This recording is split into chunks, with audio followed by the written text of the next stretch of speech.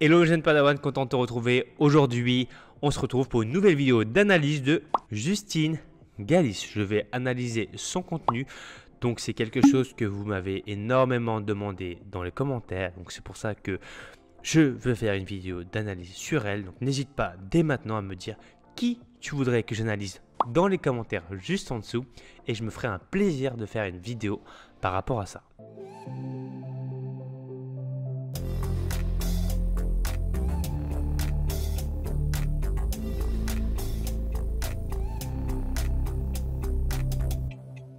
Alors, pour la petite anecdote, Justine, je ne la connais pas du tout. Je crois que je ne l'ai jamais rencontrée, mais j'ai des amis qui la connaissent très bien et on m'en dit beaucoup de bien. Et en tout cas, tout ce qu'elle fait, tout ce qu'elle dégage, etc., c'est franchement cool. Énormément de contenu avec Thibaut aussi. Ils ont fait pas mal de choses hyper intéressantes. Donc, dans mon point de vue, entre guillemets, clairement, je suis très admiratif de tout ce qu'ils font. Encore une fois, je vais analyser le contenu qu'elle dit, donc les conseils par rapport à moi, les données que j'ai. Maintenant, attention, je ne veux pas dire si mon programme à moi il est mieux que le leur par exemple. J'analyse uniquement ce qu'elle dit et par rapport à moi, mes données que j'ai par rapport à ça. Donc je ne veux pas dire qu'elle est belle, qu'elle n'est pas belle, etc. Pour moi, ça n'a aucun sens. Donc ce n'est pas du clash, hein. C'est juste une vidéo constructive d'analyse. Donc du coup, on se retrouve pour une vidéo d'analyse. Donc ne sois pas surpris, je regarde souvent les vidéos en x2. Voilà, c'est une habitude que j'ai prise. Pour moi, le x1, c'est lent. Donc voilà. N'hésite pas à me dire dans les commentaires si jamais ça te gêne énormément. Mais au moins, ça permet d'avoir une vidéo beaucoup plus rapide. Et moi, comme ça, je peux parler un peu plus. Bref, on y va. C'est parti. Du chinois pour moi. Même sans rien faire, notre corps dépense de l'énergie. Il brûle des calories. Notre corps il a constamment besoin d'énergie pour utiliser, faire fonctionner nos organes, pour rester en vie, créer de nouvelles cellules et éliminer les déchets, les anciennes cellules. C'est ce qui permet à l'organisme finalement de survivre. Et c'est ce qu'on appelle le métabolisme de base ou le métabolisme basal. Alors même s'il n'est pas exactement possible de connaître son métabolisme basal avec Petite donnée comme ça, hein, parce que les gens mélangent le métabolisme basal et la dépense énergétique journalière. Le métabolisme basal, c'est tout ce que ton corps brûle chaque jour si tu fais rien. Ça veut dire que tu es dans le coma, tu brûles tant de calories, c'est ton métabolisme basal, à ne pas confondre avec ton métabolisme journalier, enfin entre guillemets ta dépense énergétique journalière qui couvre le métabolisme basal. Donc tu auras 70%, 60% de ça. Ensuite tu vas avoir ton activité physique, on va dire, comment on pourrait appeler ça en français, la vraie activité physique et l'activité physique générale. Générale, c'est le niveau d'activité que tu fais, donc si tu bouges, etc. Et ensuite, tu vas aussi avoir le PEF, donc l'effet thermique des aliments, donc la qualité de ton alimentation.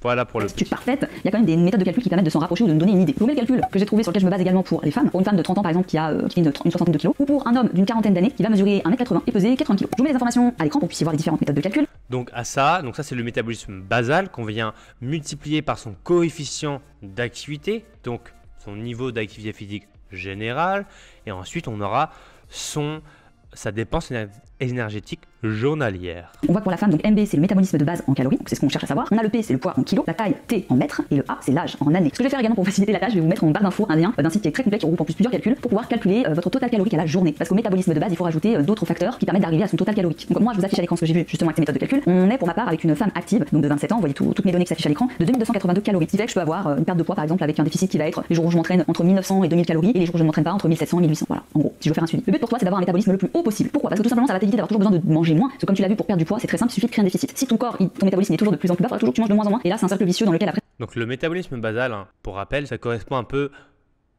à ton poids. On va avoir, donc si tu es un homme, on va avoir la masse musculaire, on va avoir les organes. Mais en réalité, ce qui consomme le plus, ça reste tes organes.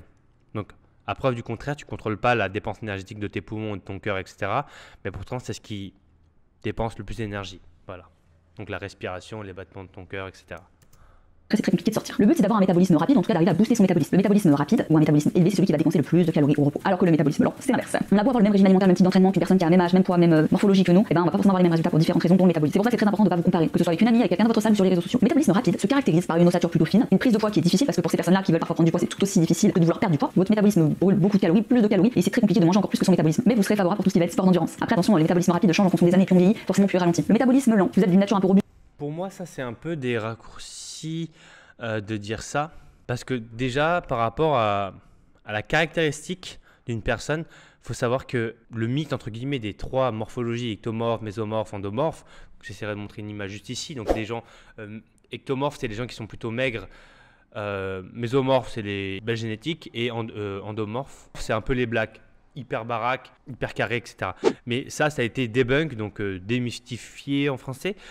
Ce profil-là n'existe pas. Moi, j'ai un profil plutôt mince. Là, je fais, sur la vidéo, donc là que tu es en train de regarder, je fais 89 kg. 1m77. Donc, pour te donner un état des lieux, je suis plutôt assez lourd. Et de base, je fais à peu près 60 kg. 68. Mon frère, il a 68 pour la même taille que moi. Moi, je fais presque 20 kg de plus que lui.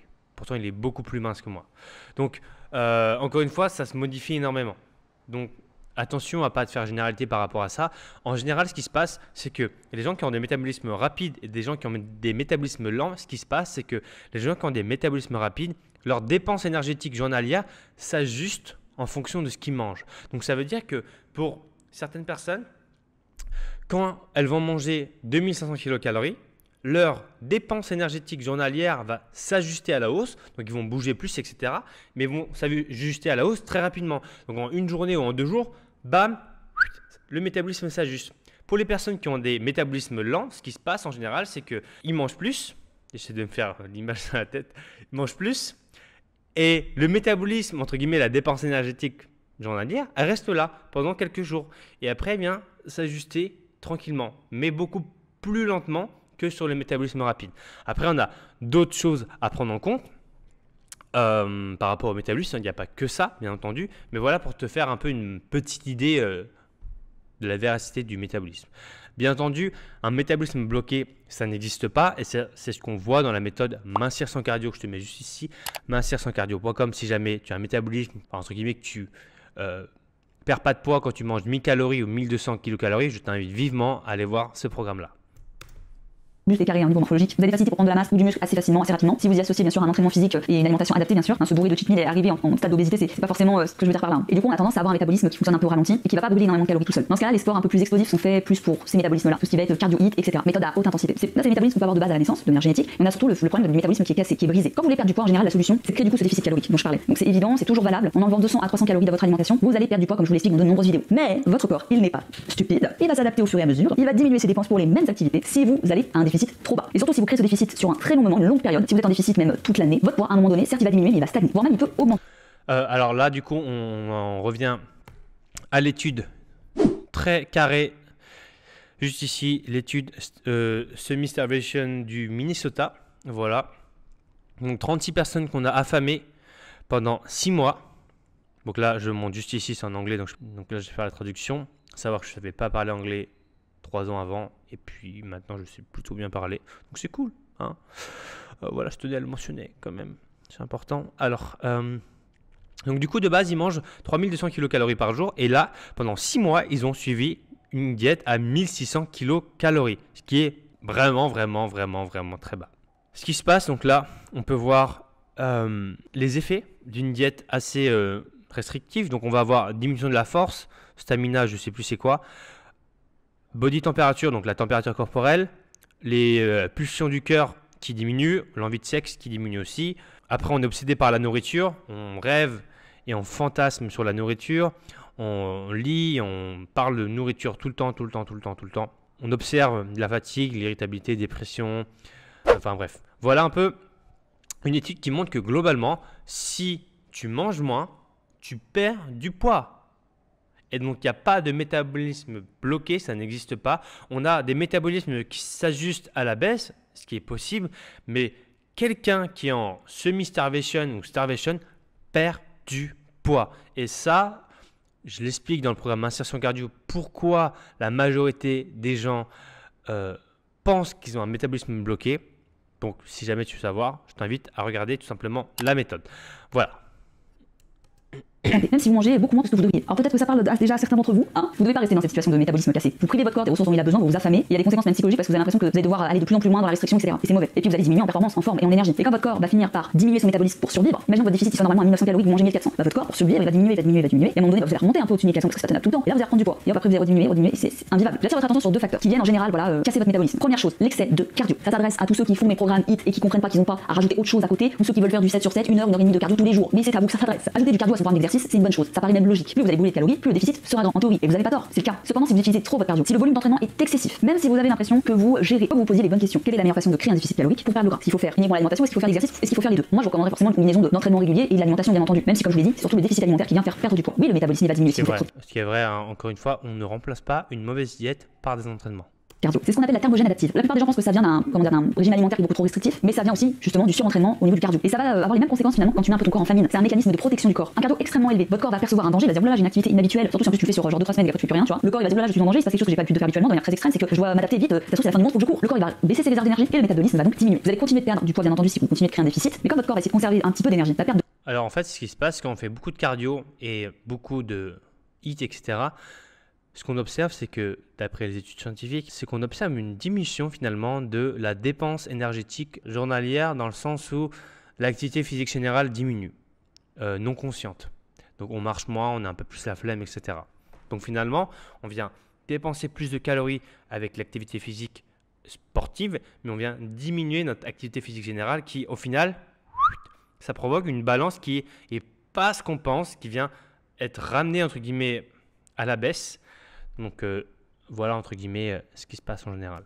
De graisse en elle-même est plus lente. Et là, il va épuiser donc de l'énergie aussi, parfois dans le muscle. C'est pour ça qu'on dit que l'excès de cardio c'est mauvais pour le gain musculaire. Et je parle bien de l'excès de cardio. À un moment donné, il va venir taper dans tes muscles. T'as mis si longtemps, si durement de mois à construire. Et le pire, c'est quand tu fais, un déficit trop extrême en plus de l'habitude de cardio. Alors là, c'est fini dans le game. Never. Même si ça te paraît une bonne idée, c'est pas une bonne idée. Non. Et donc on l'a dit, un trop gros déficit, ça bloque le métabolisme. On va dans ce cas se pencher sur un terme que vous avez peut-être déjà entendu parler, réserve diète. Ça veut dire la diète inversée. C'est un processus que beaucoup de personnes dans le coaching vont enclencher en première phase pour les personnes qui ont un métabolisme bloqué. C'est pour ça que je vous invite vivement aussi à vous tourner vers des coachs en alimentation, faire des programmes personnalisés. Ce sera toujours mieux, surtout au cas par cas en fonction de votre situation à vous. Si vous êtes dans un moment de stagnation, de blocage, vous ne savez pas comment faire, si vous n'arrivez pas à gérer tout seul, il faut pas hésiter à se faire aider. Moi, je me suis aidé plein de fois, ça m'a reboosté dans mes résultats. Cette première étape, ça va être surtout de manger à nouveau plus en plus grande quantité pour réhabituer l'organisme, augmenter le métabolisme et qui va permettre sur le long terme de vous aider à perdre du poids. Oui, tu as bien entendu. La première étape, c'est déjà de reprendre une base. À cette base-là, tu vas rajouter de semaine en semaine 500, 100, 150 calories. Progressivement, pourquoi et pas tout faire d'un coup, même si théoriquement tu pourrais, c'est que ça va trop choquer ton corps et tu vas avoir des sensations désagréables de dégoût, t'auras pas envie de manger, ça va faire trop d'un coup en fait. Le but c'est d'augmenter tes apports avec des bonnes choses, pas du fast-food, pas du Starbucks.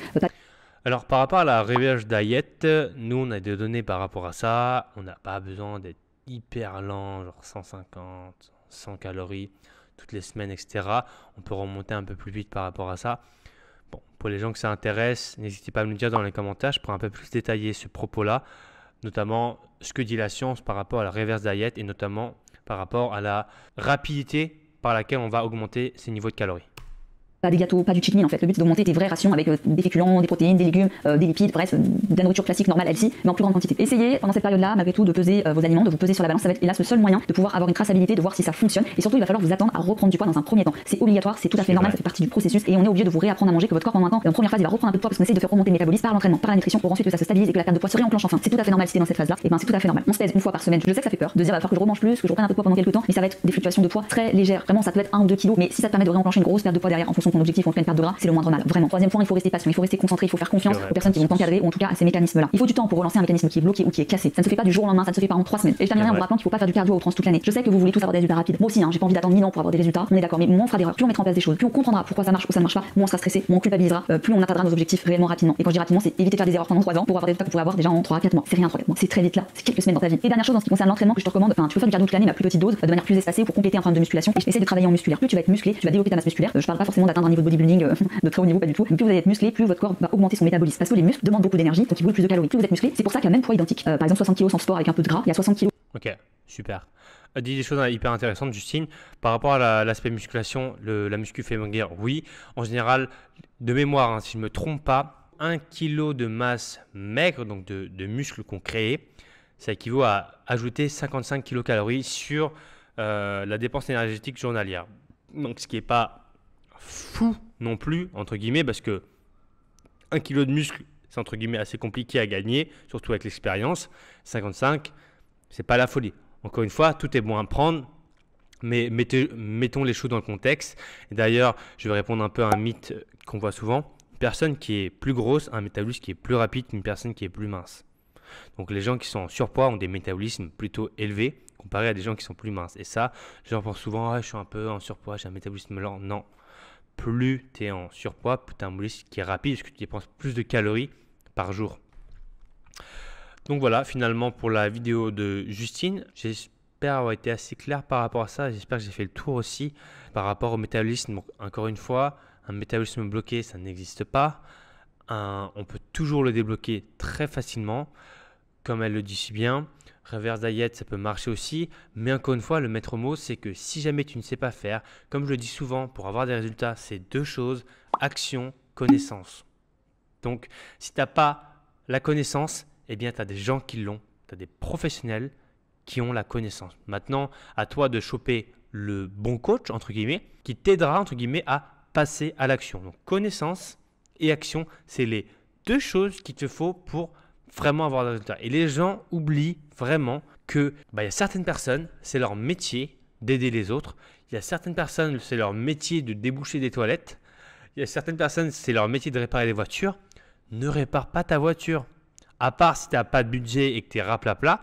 Mais fais-toi aider par quelqu'un qui sait réparer ta voiture plutôt que toi, tu essaies de réparer ta voiture et que tu sois même pas sûr qu'elle marche. Et ça, pour moi, c'est un des conseils que je donne le plus régulièrement. C'est on est bon dans un domaine et il y a des gens qui sont meilleurs dans des domaines. Donc, il faut profiter de ça. Voilà pour cette vidéo d'analyse de Justine Gallé. J'espère vraiment que ça t'aura plu. N'hésite pas à me le dire dans les commentaires. Un petit pouce jaune, bien entendu, pour me soutenir. Je te dis à bientôt. Tu as mes deux anciennes vidéos qui vont s'afficher juste là. D'ici là, porte-toi bien. Ciao, ciao!